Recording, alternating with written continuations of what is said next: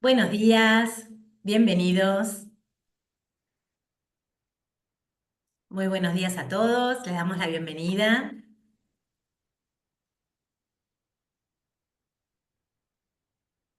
Bienvenidos a todos, pónganse cómodos. Comenzamos en un instante. Como siempre, la recomendación es cámara prendida para poder verlos y micrófonos apagados. Gracias a todos por sumarse. Nos tomamos un minutito, así van llegando los que están en sala de espera.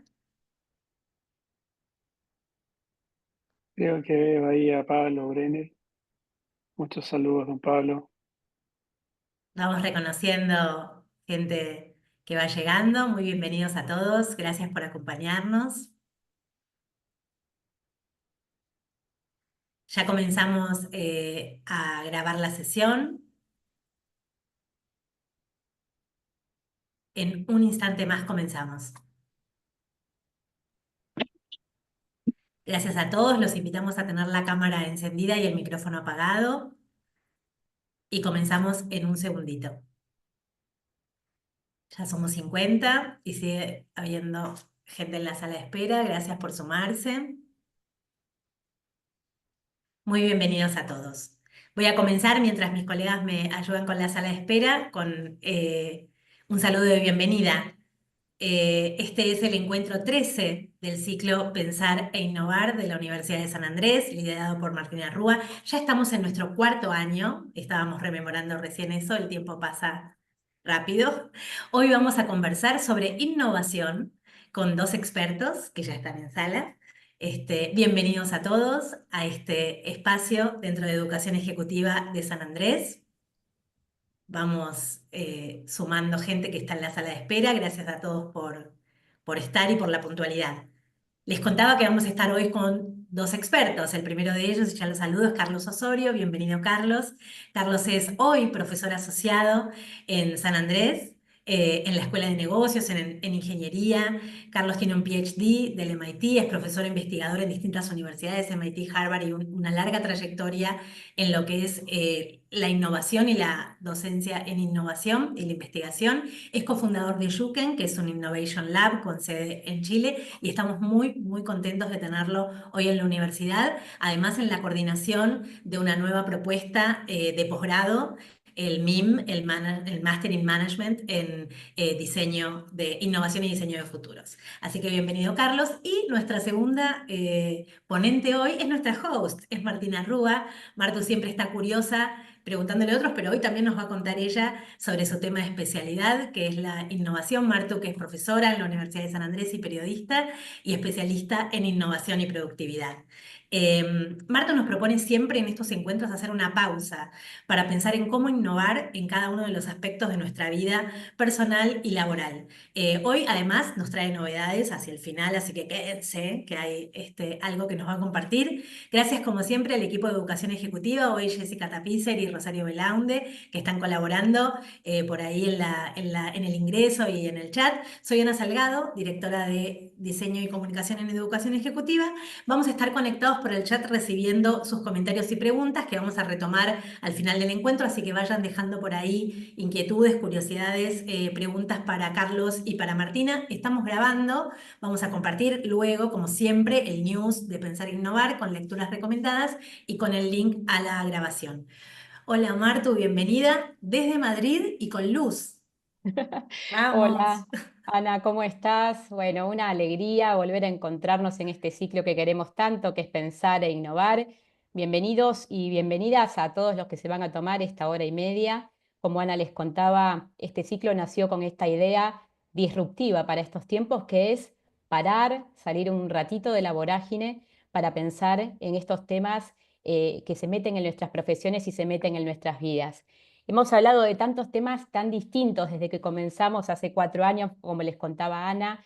Hemos hablado y repasaba hoy cuántos temas que tendremos que volver a revisitar, ¿no? Porque hemos hablado del futuro del trabajo, de la era inmersiva de inteligencia artificial, de diversidad, de inclusión, de qué tienen los jóvenes en la cabeza, de finanzas para no financieros, todos temas que ya tienen más novedad y que tendremos que revisitar con cada uno de ustedes.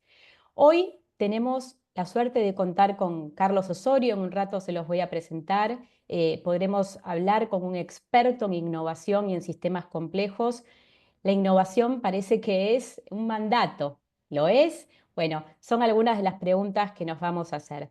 Así que pónganse cómodos, por favor dejen sus dudas, preguntas y comentarios en el chat, que Ana los irá recogiendo y al final del encuentro iremos conversando con cada uno de ustedes. Siempre que arrancamos este ciclo, trato de hacer una breve introducción para pensar e innovar con ustedes. Y hoy justo es el tema de innovación, ¿no? Un tema que me convoca, un tema que me hace hacer preguntas, que me hace conocer personas, viajar a los epicentros de la innovación. Y hoy es un tema candente. ¿Qué es innovar? ¿Cómo afecta a nuestras vidas? ¿Y qué está pasando con el cambio?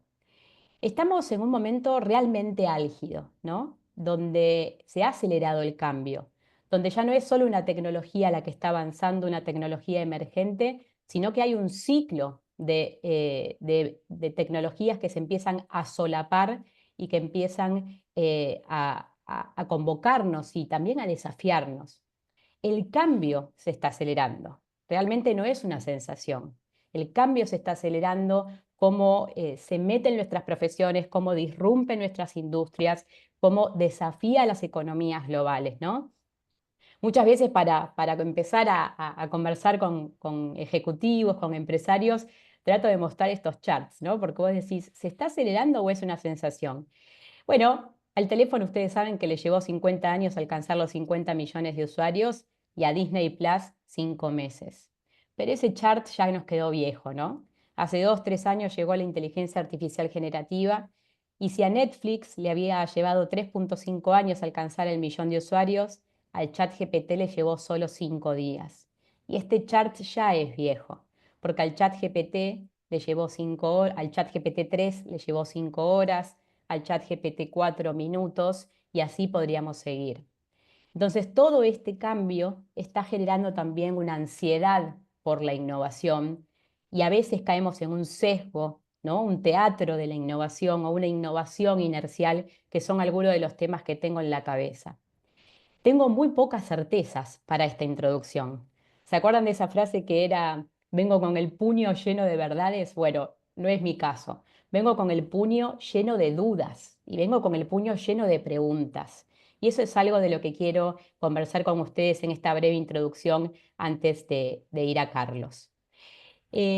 Cuando miramos la disrupción, en este caso de inteligencia artificial, que imagino que es una de las cosas, ¿no? Levantás una piedra y hay inteligencia artificial, o por lo menos en el discurso de los lugares en los que trabajamos, hay realmente, si vemos en las compañías, un pico acelerado en los últimos años. Y dicen los expertos que esto solamente se seguirá acelerando, ¿no? Hace poco me crucé con este gráfico del PNUD que me hizo preguntarme hacia dónde estamos yendo y de qué tenemos que estar hablando. ¿Cuáles serán las innovaciones que vendrán, ¿no? El PNUD decía, bueno, lo que nosotros conocemos por ahora son lo que está en el círculo azul, las tareas que podemos realizar los humanos. También conocemos las que están en el círculo celeste, que son tareas humanas que las máquinas están automatizando o podrán automatizar. Pero la promesa para lo que viene, y con este superciclo de tecnología solapándose y emergiendo, es que habrá nuevas tareas que los seres humanos podremos realizar con la ayuda de estas supertecnologías. ¿Cuáles son esas tareas? ¿Qué actitud tenemos que tomar para entender cómo vamos a seguir desarrollándonos? ¿Qué tipo de productos, servicios, consultorías van a requerir las empresas y las sociedades de ahora en más? Hace unos meses, tuve la suerte de cubrir un evento del futuro de los pagos en Miami y me encontré con Amy Webb. Amy Webb es la directora del Instituto del Futuro, un lindo instituto para mirar y para seguir las predicciones con informes muy interesantes que luego cuando le mandemos el news vamos a ponerles el link. Es larguísimo, pero para que puedan ver qué es lo que les interesa. Pero Amy Webb compartía algunas ideas que me quedaron resonando. Primero esta, no estamos hablando de una tecnología más, estamos hablando de una tecnología de propósito general. Y esto tiene desafíos inéditos. Y lo que ella también compartía es que lo que viene no es un ciclo de una tecnología emergente acelerándose, sino que son 3 ciclos solapándose.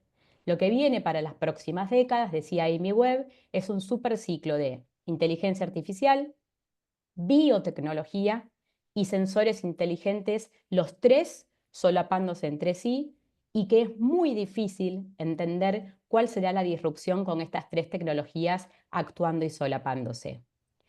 Otro concepto que trajo, que me dejó pensando, es que todos los que estamos hoy aquí somos una nueva generación.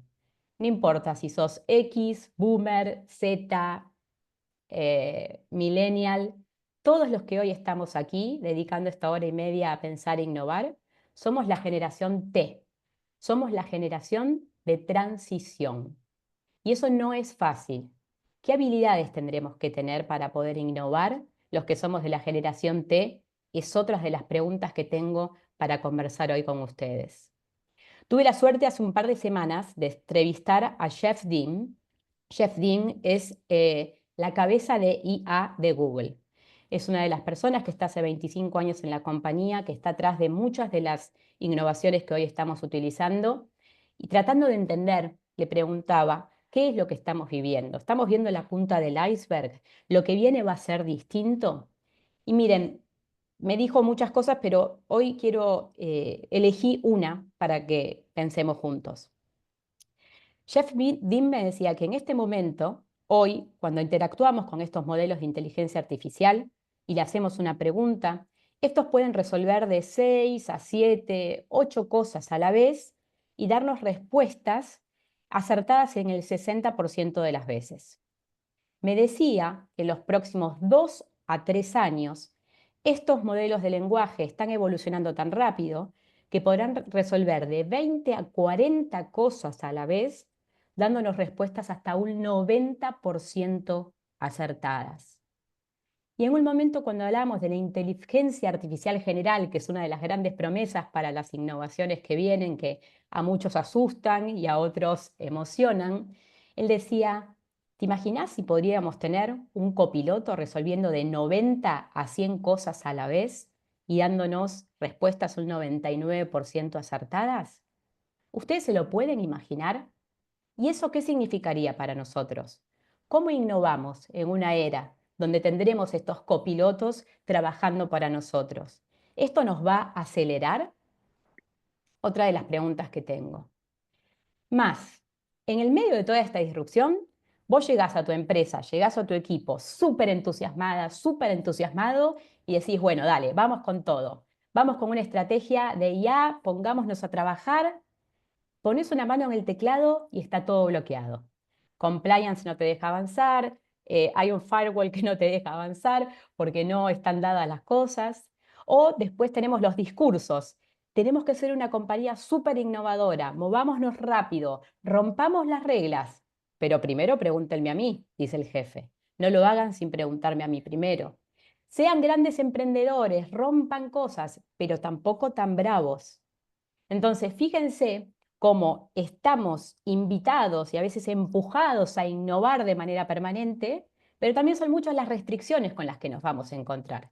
Por eso me hace sentido esta idea de la generación T que decía Amy Webb y quería traérselas. Los desafíos son múltiples y como tenemos nuevas tecnologías solapándose para la productividad, para la eficiencia, también las tenemos para la complejidad. Se viene una ola de innovación maliciosa. Así es como lo hablaban los expertos en esta misma conferencia, donde decían, también la innovación que veremos será usada para el mal. ¿Qué habilidades tendremos que tener las personas y los ejecutivos para poder combatir esta era? ¿Estamos defendiendo a los datos como deberíamos? ¿Nos estamos tomando en serio este tiempo de innovación maliciosa con ataques súper personalizados y targeteados a través de inteligencia artificial generativa? Otra de las preguntas que me estoy haciendo en esta era de innovación rápida. El año pasado, en España, también formándome en transformación digital, uno de los docentes nos trajo este gráfico y nos dijo, ¿quieren innovar? Bueno, ojo, porque el mundo que viene es esto. No es un mundo predecible, es un mundo Cubic, un mundo como un cubo Cubic, ¿no? Y ustedes saben que las combinaciones del cubo Rubik no son 10, 20, 100. sino que son billones las posibilidades. Este es el mundo al que estamos yendo. Y ayer, en el medio de este apagón histórico de España, pensaba, ¿cómo hacemos para volvernos antifrágiles, según las nociones de Nassim Taleb, en este mundo cúbico?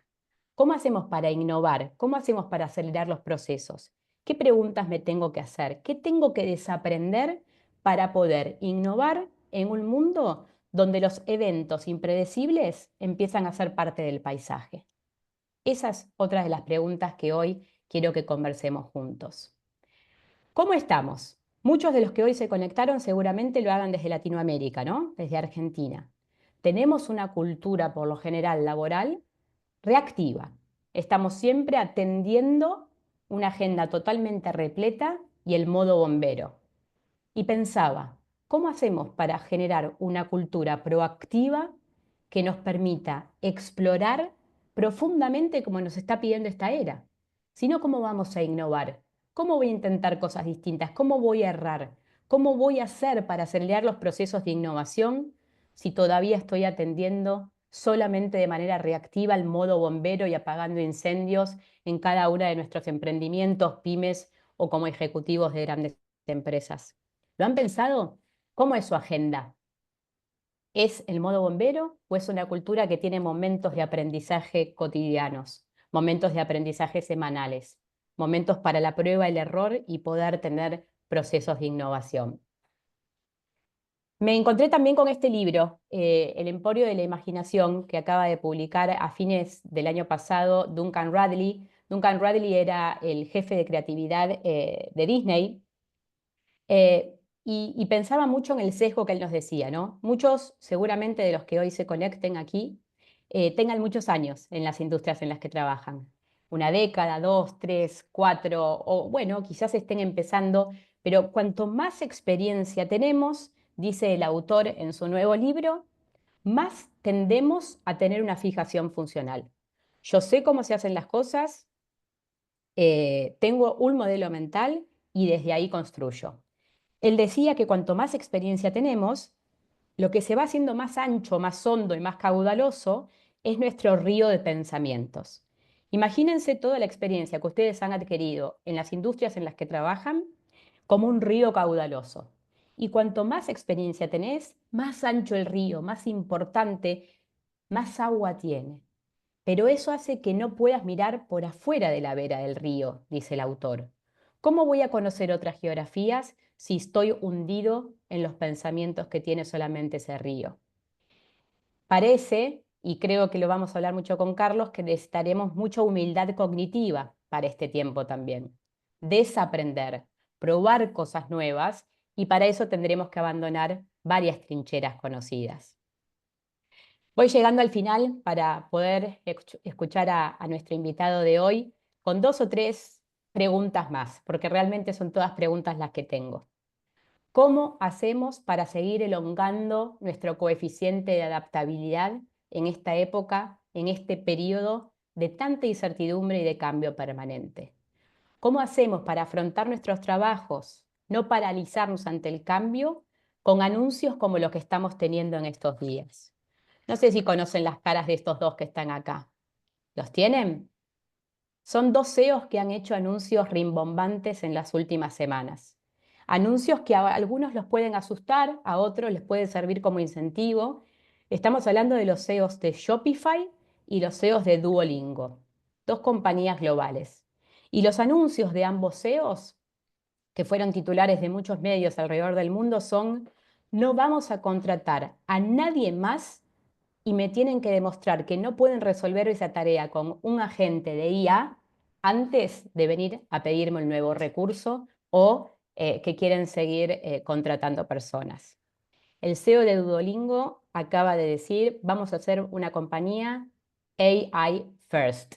No dijo humanos primero, dijo AI first, inteligencia artificial primero.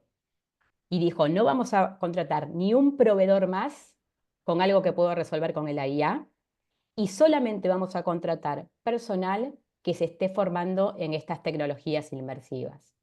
¿Cómo hacemos para seguir elongando nuestro coeficiente de adaptabilidad en este tiempo, ¿Qué actitud tiene que cambiar para que podamos lograrlo? Son otras de las preguntas que hoy quiero que conversemos. Hace un tiempo me tocó entrevistar a Martin Reeves, que es era el gerente general de Boston Consulting Group, y él me había dicho, mira, Martina, el peor enemigo del éxito para innovar es el éxito. Y también me dijo esta frase que me quedó siempre resonando, que es, si no tenés tiempo para reflexionar sobre tu modelo mental actual, estás acelerando tu obsolescencia. ¿Tienen tiempo para pensar desde dónde están gestionando o están siempre en modo ejecución? ¿Les permite ese modo explorar profundamente? Me crucé también con esta curva, no sé si la conocen, la curva de Rogers, un sociólogo que en los años 60 dijo, bueno, esta es la curva de adopción de la innovación. ¿Y por qué la traje? Porque tenía ganas de charlar con Carlos de qué comportamientos tengo que tener hoy como profesional del 2025 para estar en ese mínimo porcentaje de los innovadores y de los early adopters.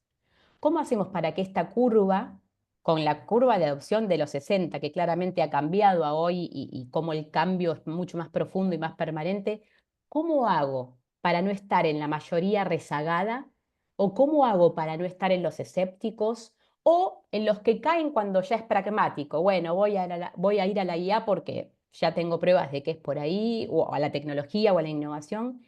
¿Qué actitud y qué comportamiento tengo que adoptar para estar en esos 2,5 o en ese 13,5? Es otra de las cosas que me gustaría hoy tratar de pensar juntos hoy. La invitación en este tiempo, en este pensar en innovar dedicado a la innovación, va a ser a que abandonemos trincheras.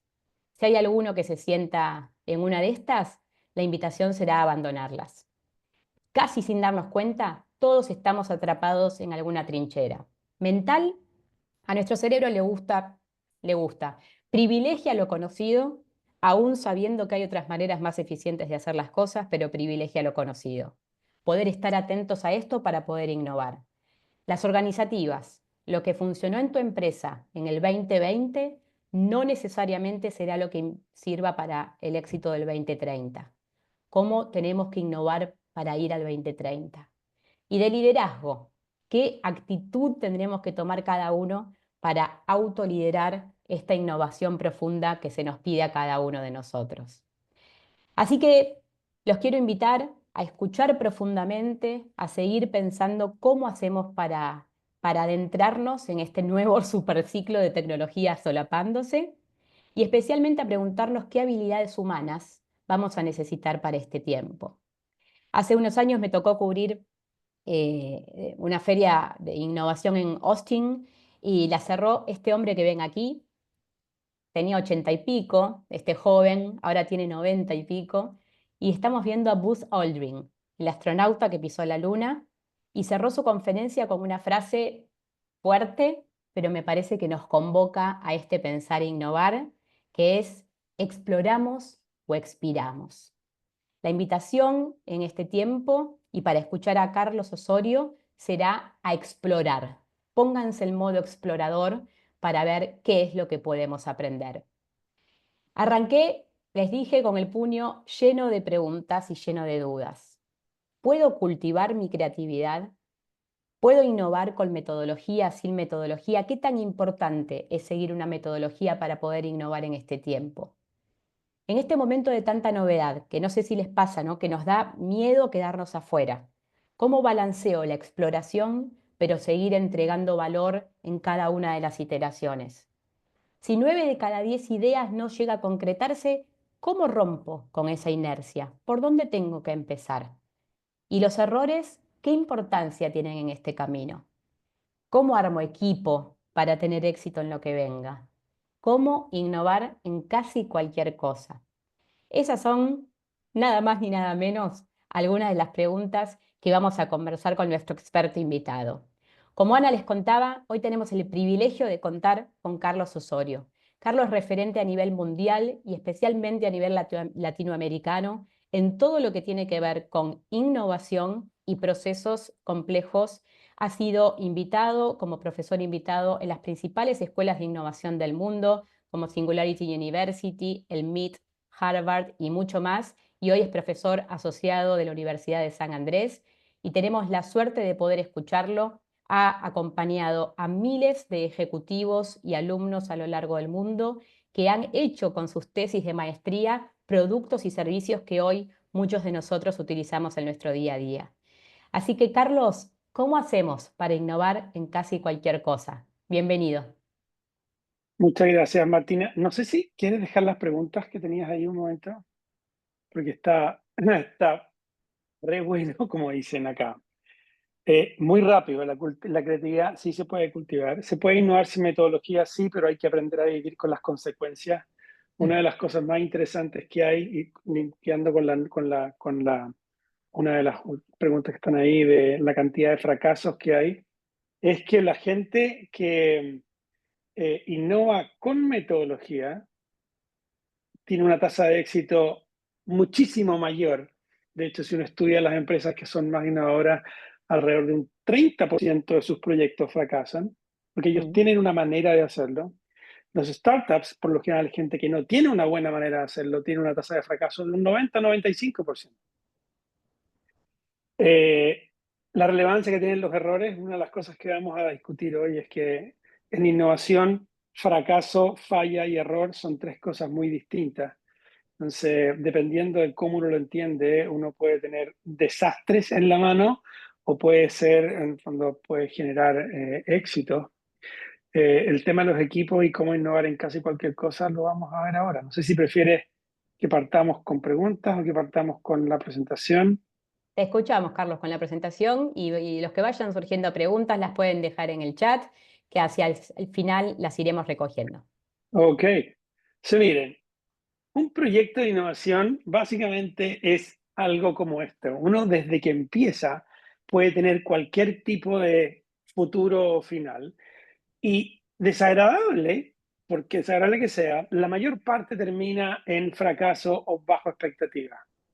4 de cada 5, más o menos, un 15% cumple presupuesto, un 25%, 1 de cada 4 se pasa en más de 2 veces el presupuesto, 1 de cada 2 se pasa en más de 2 veces el plazo, solo un 7 cumple lo que promete, ¿okay?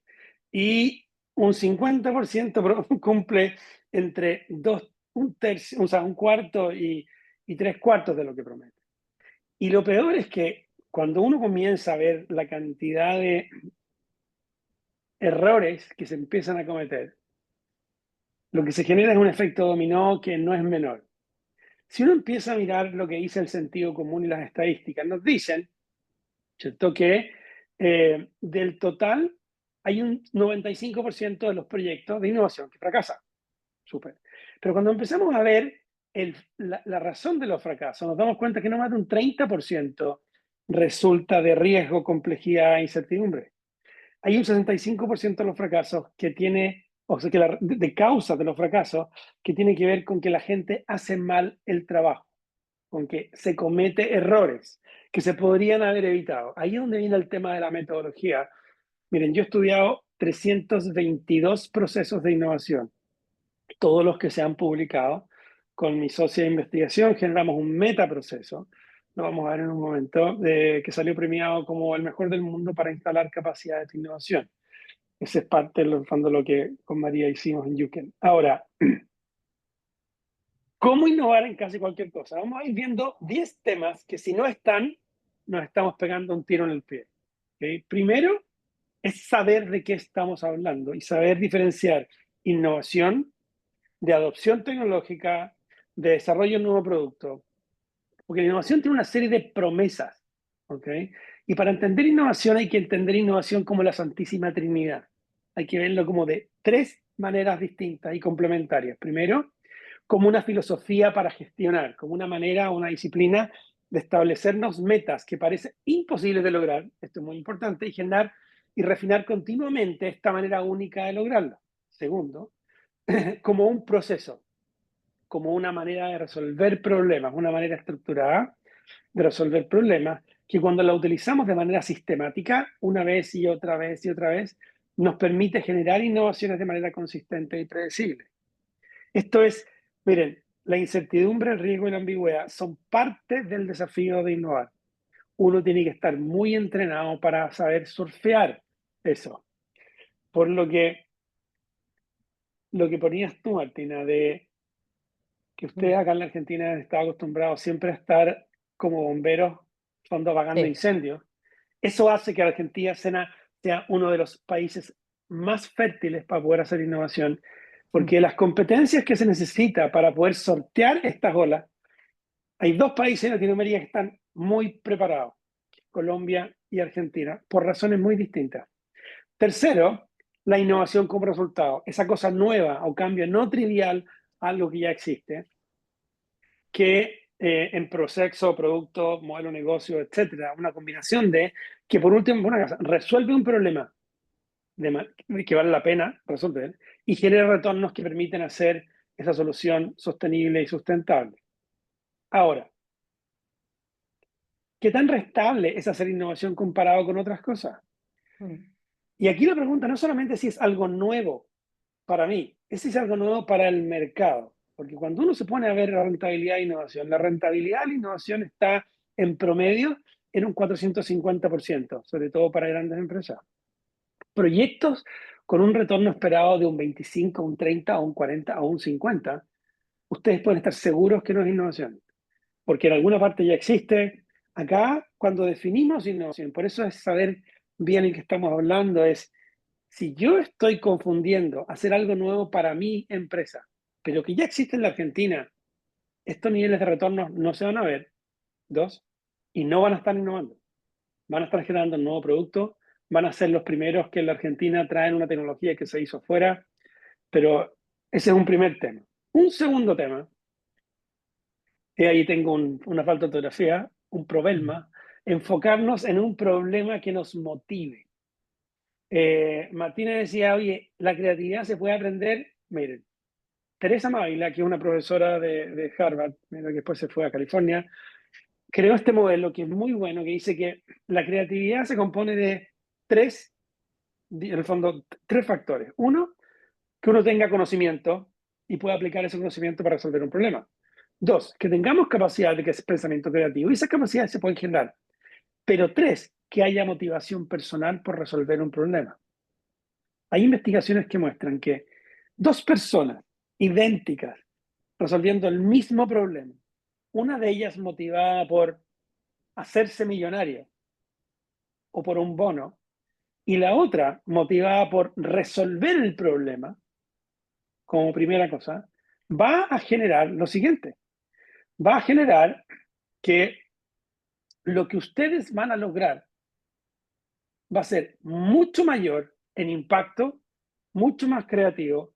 La persona guiada por motivación va a ser capaz de aguantar mucho más problemas, va a tener un mayor nivel de resiliencia, va a tener mejores ideas y va a tener más ideas que la persona que está guiada por el retorno económico. Y eso hay ciencia detrás de eso. Entonces, ¿qué es lo que uno debiera hacer? Uno debiera buscar problemas que a nosotros nos duelen, descubrir dolores que para ustedes son importantes, que para ustedes son motivadores.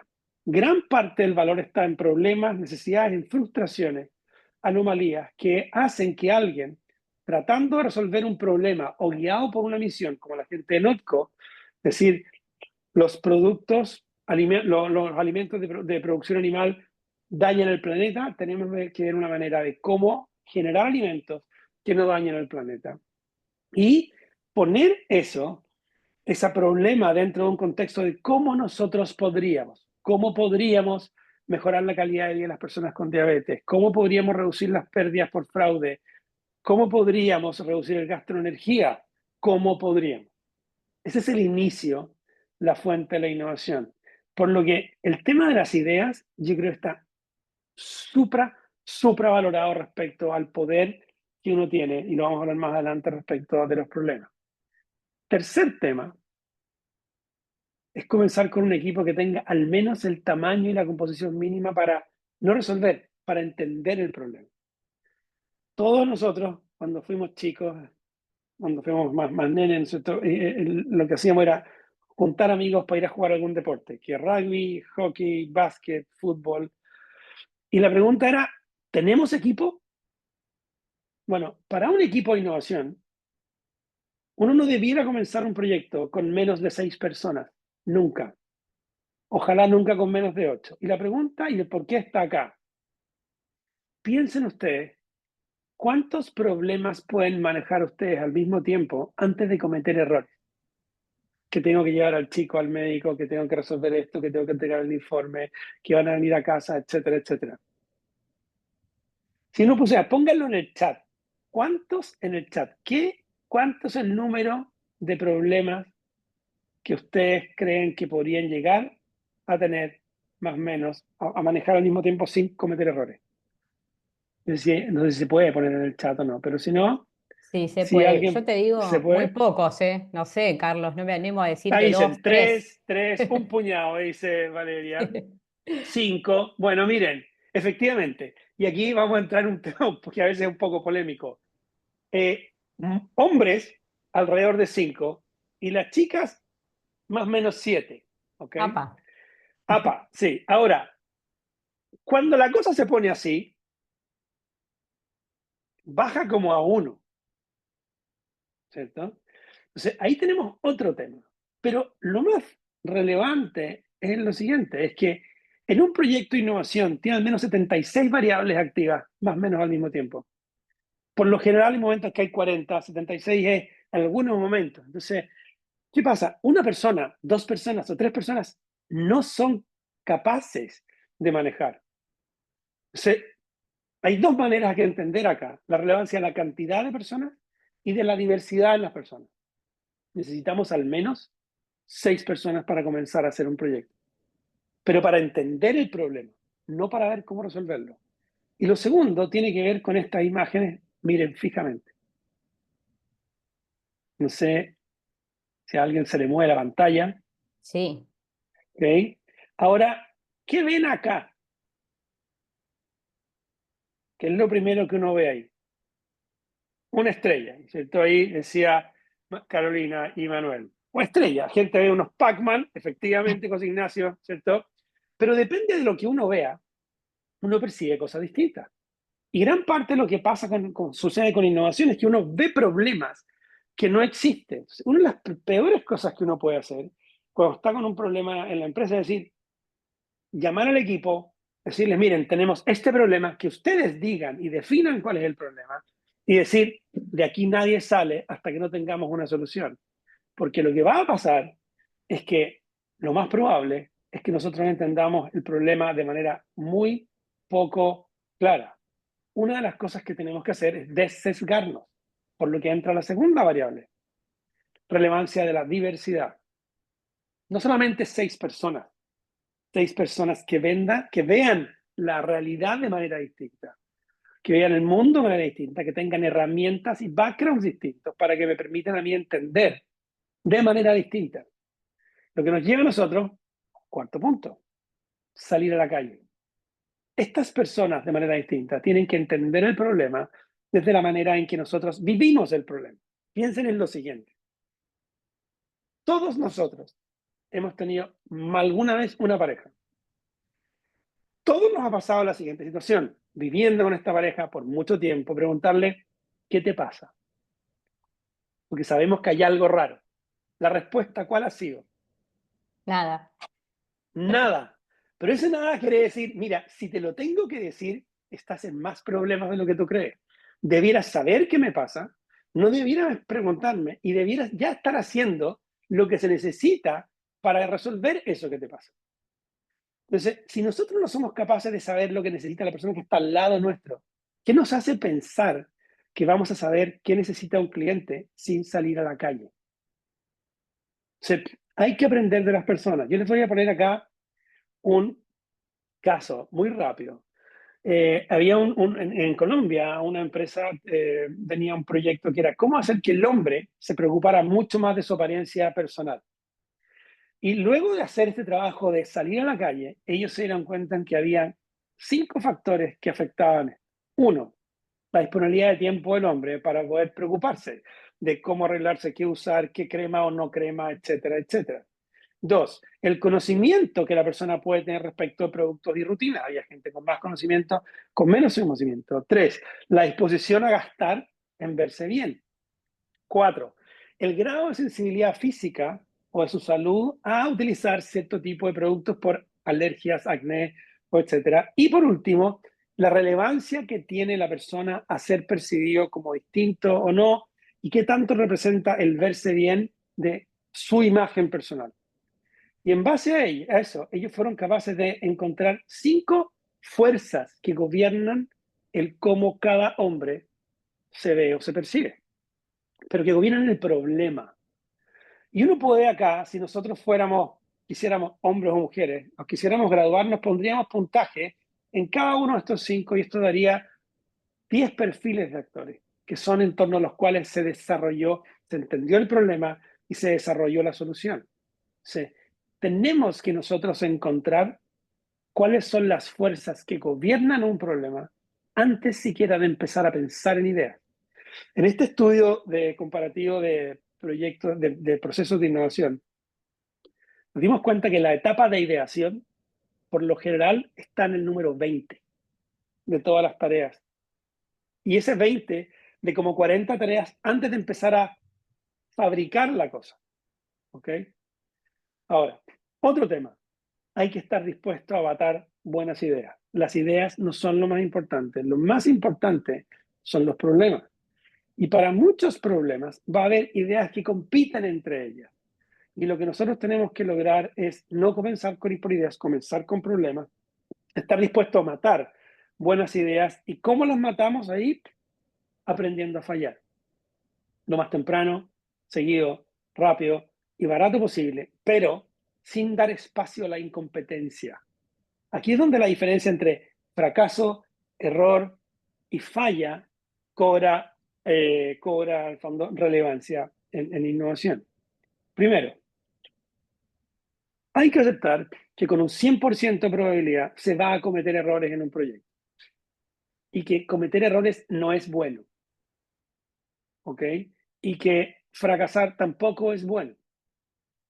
Hay que aprender que en innovación la falla, error y el fracaso no son lo mismo. Hay distintos tipos de errores. Esta es una investigación de Amy Edmondson que muestra cómo uno diferencia los tipos de errores que hay.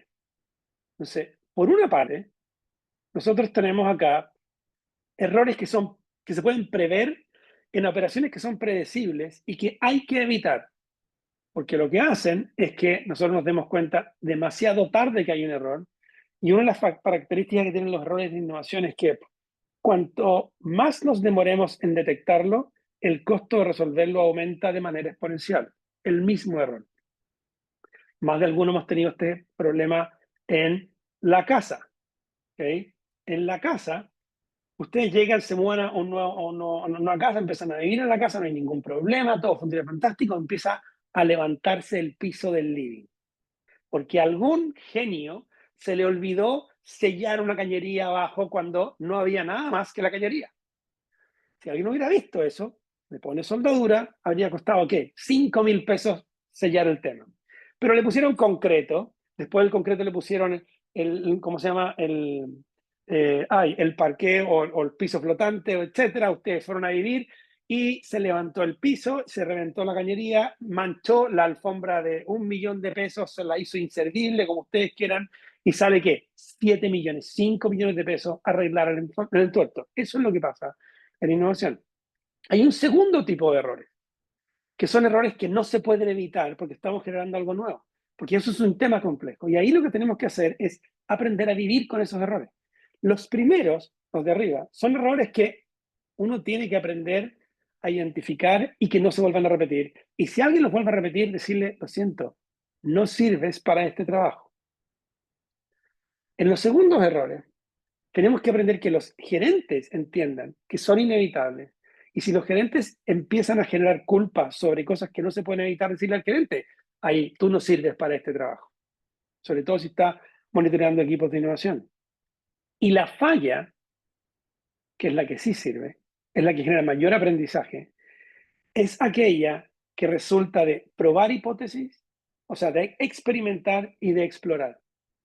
Tratar de probar algo, pero no probar que funciona, tratar de probar que algo no funciona. Si nosotros somos capaces de probar que no funciona, es mejor que tratar de estar probando que sí, volviendo al ámbito de las relaciones.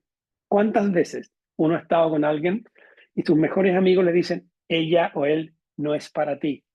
Lo conocemos y uno dale con la perillita tratando que la relación funcione y después uno tiene que llegar y decir, tenían toda la razón. So, uno tiene que tratar acá de probar que eso que uno ama, esa creación que uno, que es como nuestro hijo, hay que tratar de matar al hijo.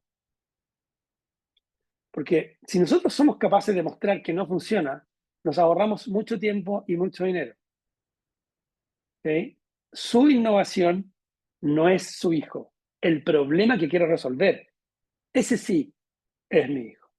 So, lo que nosotros necesitamos hacer es salir de la zona de incompetencia y quedarnos acá, en esta zona de aquí, de descubrimiento de alto impacto potencial, donde hay mucha falla y poco error. Mucha falla, mucho experimento, poca negligencia. Carlos, Dígalo.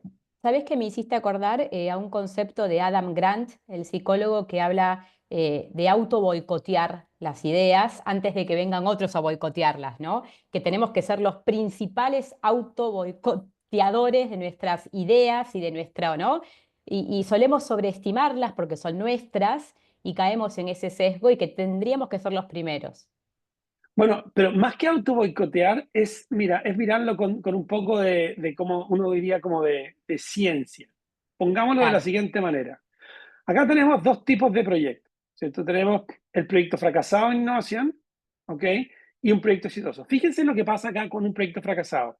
Durante el desarrollo, acá tenemos porcentaje acumulado de problemas. Todo va bien, no hay ningún problema, no hay ningún problema. Y como no hay ningún problema, la gente decide, vamos a invertir y apostarlo todo. Pero los problemas aparecen atrás, al final. En un proyecto de innovación exitoso, comienza el proyecto y a medida que el proyecto comienza, empiezan a aparecer los problemas. ¿Y cuándo se invierte? Cuando ya la tasa de descubrimiento de problemas ha bajado. Mm. ¿Sí?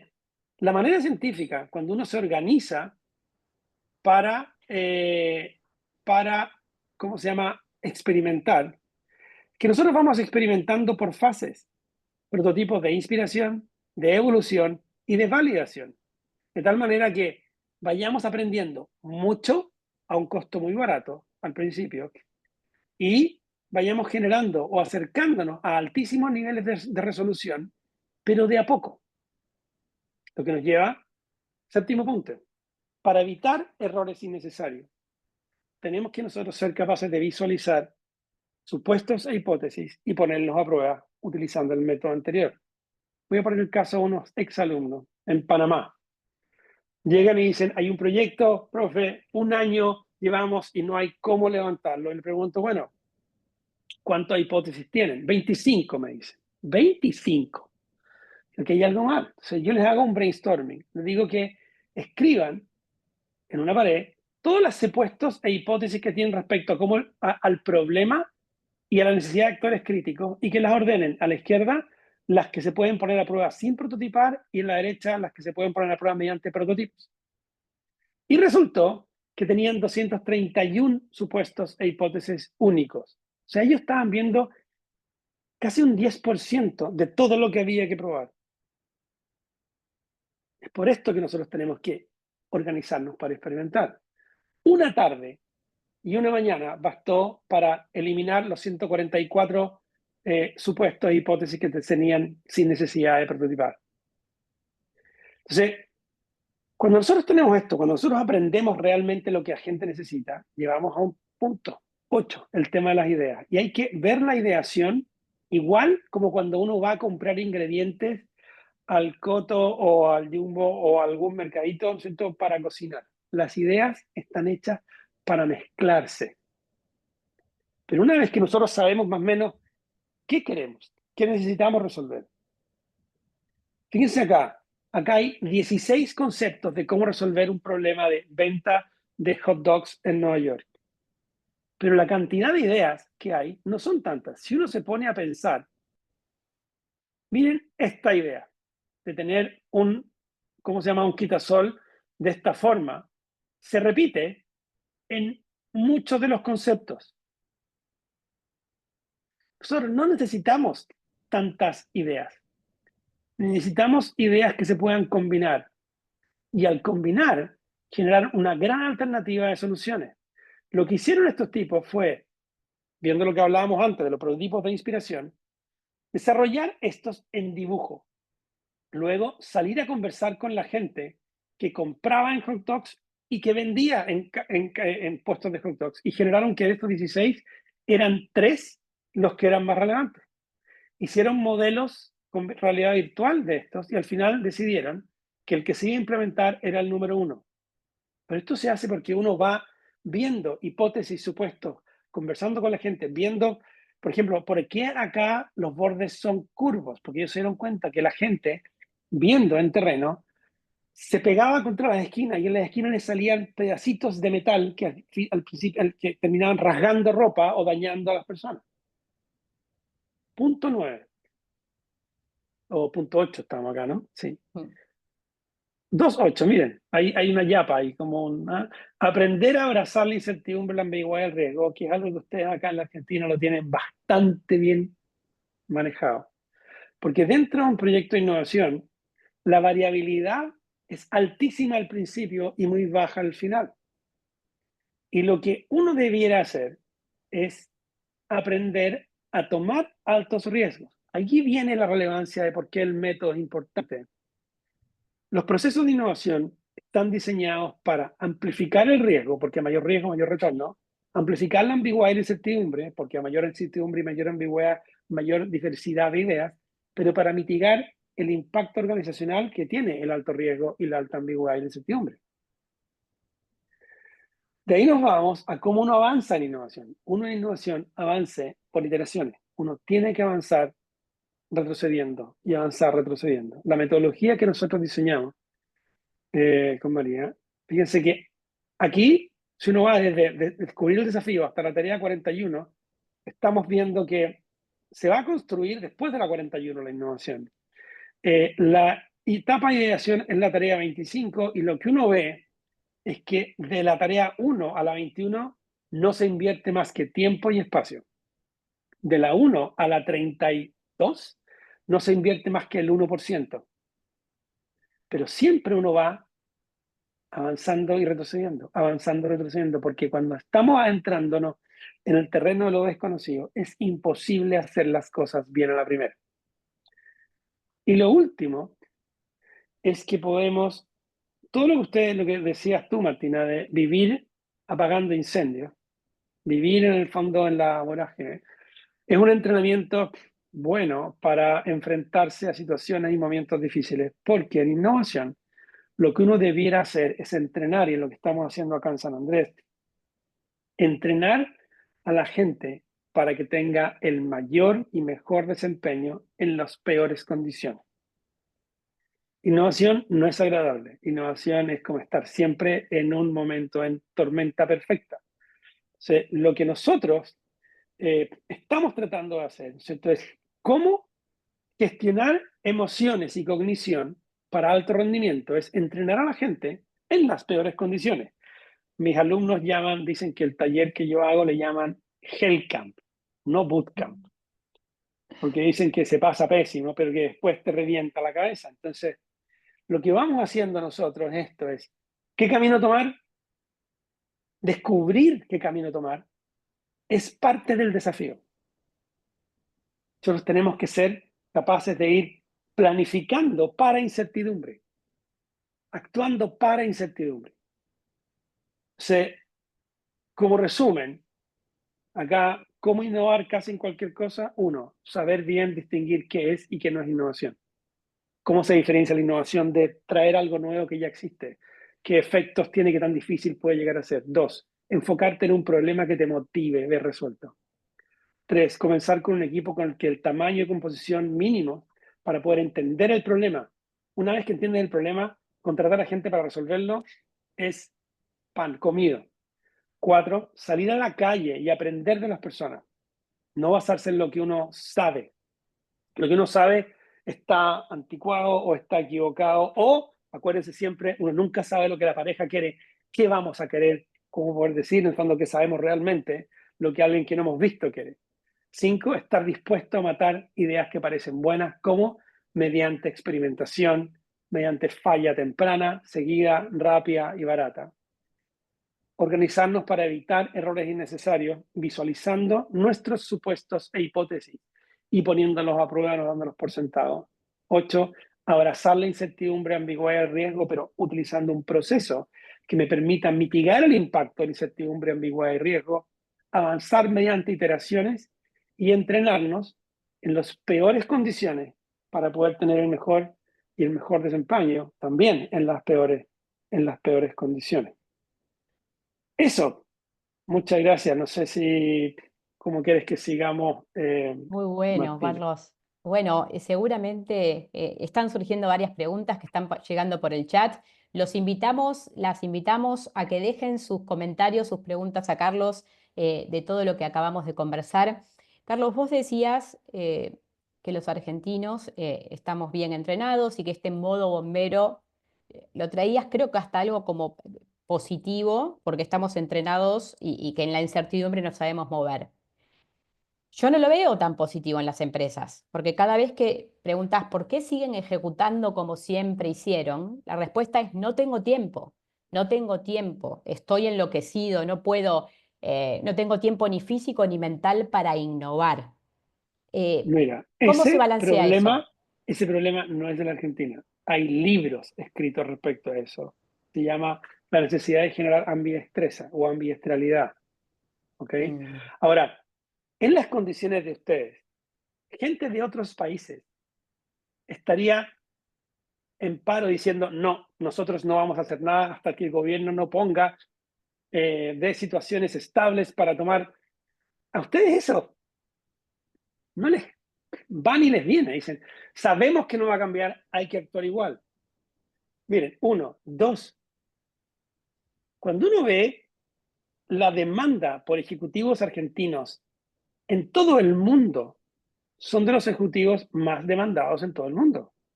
Justamente por esto. Ustedes pueden poner a una persona en cualquier parte del mundo, un argentino, y esa persona va a saber cómo salir del paso. Ustedes ponen a chilenos, al fondo a uruguayos, a otra incluso, gente de Europa, en cualquier parte del mundo, y la gente, si el ambiente es muy volátil, se congelan. Entonces, lo que tú dices, Martina, sí, es verdad, pero eso no tiene que ver con la Argentina. La ambidestreza o la capacidad de preocuparse de explotar el día a día, o la dificultad entre explotar el día a día y poder explorar el mañana, ese es un área de estudio en la disciplina de la innovación. Y eso pasa en todas las empresas del mundo. Es por eso que hay empresas que han dedicado, por ejemplo, 3M, Google y otras, que un 20% de la persona puede llegar a dedicar su tiempo a inventar cosas nuevas. Es sí. por eso que existen los equipos funcionales, donde, por ejemplo, ya Martina es mi gerenta, yo trabajo en ella en marketing, pero a mí me pide, por ejemplo, George me pide para un proyecto de innovación y yo dedico un 20% de mi tiempo, un día Mm, a la semana, a trabajar para el proyecto de innovación. Y lo que estoy viendo, ¿no es cierto?, es cómo yo, si bien Martina me, me firma las vacaciones y me paga el claro. sueldo, yo tengo dos jefes. ¿Eh? Mm. Hay maneras de poder hacerlo. ¿Mm? Sí, de Ahí hecho hay ahora una pregunta, estamos, ¿sí? sí, sí, ahí Ana las va recogiendo y me las pasa, yo las voy tomando. Pensaba, ¿no? Que ahora estamos yendo a ambientes donde tenemos liderazgos situacionales también, Carlos, donde nuestros equipos empiezan a ser más cross, más por proyecto. Entonces, claramente tenemos que poder trabajar en Sí. múltiples capas, con distintos. Sí, hay una pregunta de Inés Reinigue que dice, ¿qué fue qué pasa en Colombia? En Colombia lo que nosotros hicimos Sí. fue análisis estadísticos de más o menos 4.500 personas, de talleres que desarrollamos en 14 países. En Colombia la diferencia era distinta, era que la gente que estaba participando en sus talleres había sido gente que creció durante el tiempo del narcotráfico y de los carteles, con los que el nivel de inseguridad con lo que ellos aprendieron a vivir también fue muy alto. Por eso decía yo, fue Mm, razones distintas. ¿Ok? Así con eso muy, respondo tu pregunta, Inés. Bueno, voy No sé si, recogiendo algunas de las preguntas vaya, que llegan del público porque siempre les prometemos que son protagonistas quienes vienen a pensar e innovar, así que vamos a cumplir. José Ignacio tiene una pregunta que es esta. Primero, una premisa. Es usual que en la industria fintech se lance el producto y se vaya ajustando con el mercado y relacionando su indicador de que los proyectos cumplen del 25 al 75% de las funcionalidades. ¿Qué me puede decir para no quemar al producto? ¿Cuál es el equilibrio para ya, administrar esa situación? mira, esa tendencia en la industria fintech sale de el uso del Lean Innovation Method, donde yo desarrollo una idea, prototipo rápido la idea y la voy a probar. Pero veamos un siguiente. Cada idea es una hipótesis de cómo resolver un problema, pero para ese mismo problema puede haber cientos de ideas. Entonces, lo que uno debiera hacer es, de nuevo, olvidarse de que lo importante es el producto. Hay que estudiar qué es lo que la gente necesita, por qué lo necesita, qué le estaba impidiendo resolver. Y para eso, generar no una versión del producto, generar 20 versiones del producto y empezar a matarlas todas. La que se resista a morir, que tú tratas de matarla, le estés más ácido, más difícil, le pides más, más, más, más, más. Si se resiste a morir, esa es la que hay que llevar al mercado. Pero yo diría, trabajar siempre con una, dos o tres alternativas es de amateur en Mm. proyectos de innovación. La gente lo que hace es poder llegar y generar de todas las, y por eso es bueno no usar un método. Lo que hicimos fue mezclar métodos para tomar lo mejor de cada uno. Mis alumnos, por ejemplo, cuando tienen que generar alternativas para sus innovaciones, ellos hacen, no sé, 10 rondas de prototipaje de inspiración. En cada ronda ponen 3 prototipos distintos. Están matando 30 conceptos distintos de un proyecto. Y esos 30 tampoco sale uno ganador, salen partes de uno, partes de otro. Y lo que termina es un Frankenstein que hace sentido. Mm.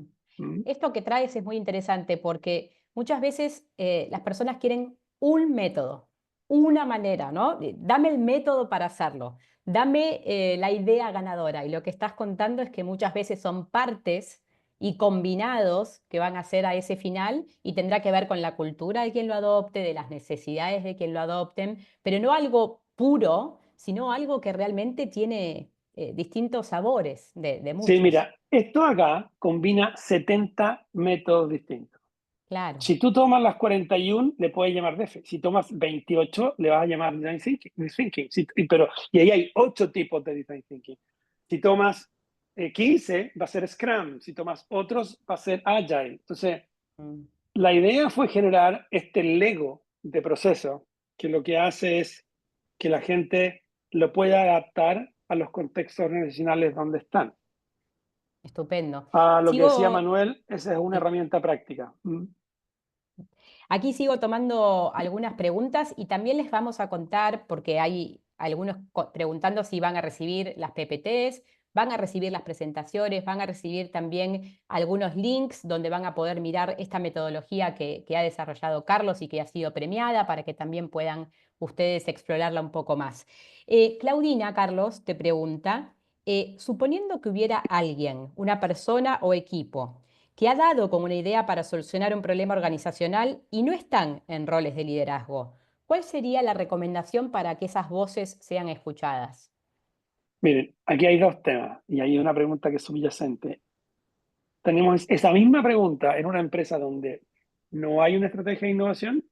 La respuesta para esa situación es muy distinta que la respuesta para una empresa donde hay una estrategia de innovación.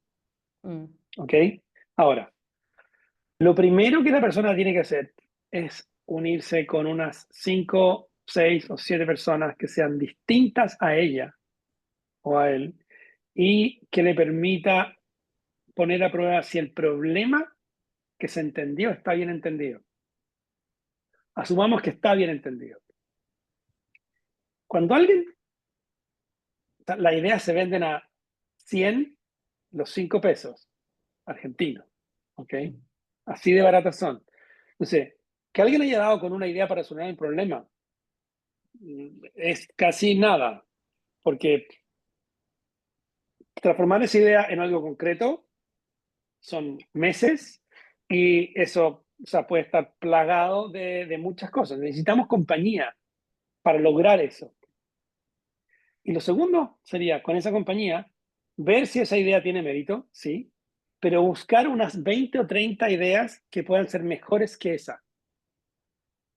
Y a medida que ustedes van avanzando como equipo, empezar a conectar con otras personas. Un equipo de 6, 8 personas puede ser el que lidera una iniciativa, pero lo ideal para poder hacer, lograr ser escuchado y lograr tracción, es que esas 6, 7, 8 personas puedan contagiar a otras 40 o 50. De nuevo, no con, oh, mira la idea, sino con el problema que queremos resolver.